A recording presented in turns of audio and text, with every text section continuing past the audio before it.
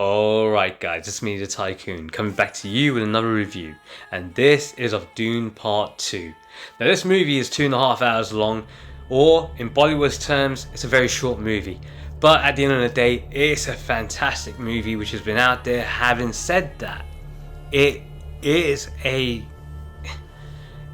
struggle at times to get through it in one sitting. I had to sit through it 3 times at different parts to get through it. Now, I don't mean that in the sense of attention deficit syndrome or anything like that. I mean that sometimes if you're watching this and you got things going on in the background or things happening around you, you need to have a bit of time to dedicate to this movie. This movie has a lot of layers to it as well. It doesn't just deal with action. It deals with intrigue, conspiracy, religious dogma, fundamentalism, as well as war and relationships. From the trailers, you'd think, okay, it's all about. What is this all about? Is it all about Austin Butler and Timothy Chalamet and Zendaya? No. The trailers are only doing that to try and get you into it. Once you're in there, you're seeing a whole different thing. Again, directed by Denis Villeneuve. The cinematography, I think it's Graham Fraser who done the cinematography. Just absolutely mind-blowing. It is beautiful shots, especially with some of the explosions and the wide angles, the desert, the huge scape of everything. The spaceships that come through, amazing. You really have been brought up in the world of Dune. Now, the first part was there to set up the world of Dune to begin with, so the mythology and all the rest of it laid the groundworks. It ended off on a bit of a cliffhanger because it's like a massive battle that took place by the Harkonnans that eradicated the House of Atreides, which is Timothy Chalamet's family. And Timothy Chalamet, being Paul Atreides, takes on a new persona, which is based upon the Fremen, the desert people of Dune, the indigenous desert people of Dune. Their sort of prophet persona, Magdadib. And more and more things take place. So the first bit of the movie, I kind of broke it down to 3 parts when I was watching it. So done it like first act, second act, and third act, but an hour each side, just so I could get it all caught up. And in the first part, it does focus on the relationship between Zendaya and Timothy Chalamet and the two of them, getting together, but also escaping because it takes off straight after the ending of the very first movie.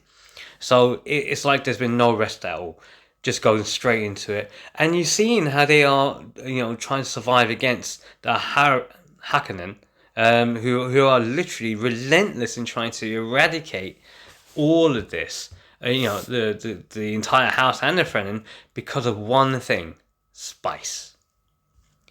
Who controls the spice controls the universe. And it's quite, interesting seeing it all because you see the mythology that builds up behind it, such as the water of life, which is basically blood from a deceased sandworm, that kind of thing, and it's fed into people. That gives them the blue eyes, but with Lady Jessica, who was the mother of Timothy Chalamet, Rebecca Ferguson's character, she is pregnant. But because she's psychic as well, I can't remember the name of the actual tribe she belongs to. The baby communicates with her, and she can communicate and find out what's going on with the water of life. It gives her powers and a heightened sense of wow. She can do a lot more, and she does. But Timothy Chalamet's character, taking his journey forward, he's coming of age now, and he's now growing from a carefree playboy type of young guy who wants a little bit of a fist fight here and there, to, oh God, this is what war really does, and this is now how I'm having to become a leader of a tribe that's leaderless, based upon the mythology set down from who he's heard from Javier Bardem's character. Now, the religious elements that are coming through with this is showing the influence. So if you had, and again, we've seen it in life. Sometimes a lot of politicians will use religion to influence people to make them do what they want them to do. In this case, this is using religion to bring people up and rise above things, and fight back, which is exactly what they do.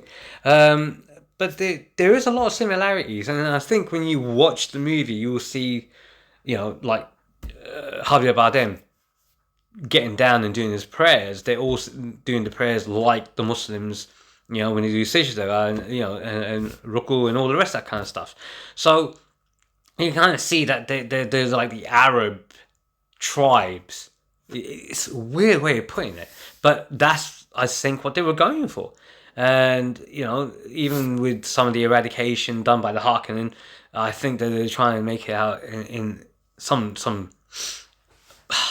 parallel world event here.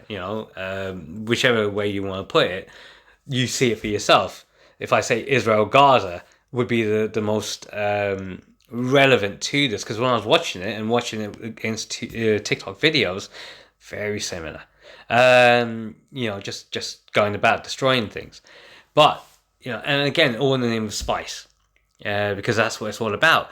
You also see the conspiracy side of things. Christopher Walken, it's like, how did they convince him to do this movie? And he, for the scenes that he's in, he steals every moment. He steals it. Austin Butler's character, really just psychotic. He's not having a laugh at this. He's deadly serious, brooding. Florence Pugh, and she does, she's the daughter of the emperor who actually set this all up. And Batista comes back into it again. And Batista,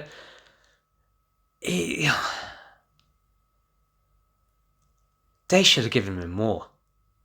That's all I can say about Batista. They should have given him more. And you've seen him grow from this, amazing WWE wrestler to this really amazing actor who can carry he has a great range in his acting abilities. So they should have given him that little bit more. But, the story calls for it. You get to also see bits of society and how it functions. But at the end of it, we all know that, if you've watched the movies previously, or you watched the books, or read watched a TV show, anything like that, that it's now set up for a holy war against the other great houses at the end of it. It is 2 hours 30 plus minutes long. I'm not gonna lie to you. I had to break it down. I'm glad I did, because that way I could get through it. If you're going to watch this movie, you have to do it as sit-downs at different intervals if you've got a busy life. It's not going to be a straightforward sit-down for 2.5 hours unless you're in the cinema. There's no way, because there's distractions are going to happen. But that's my review, guys, and, as always, whatever platform you find this on, whether it's on TikTok or YouTube or Facebook, wherever it is, give it a like, give it a follow, give me a subscribe. Let me know what you thought in the comments. And if you guys don't know how to do that, then you don't need to go back to school. So says the TYCOON.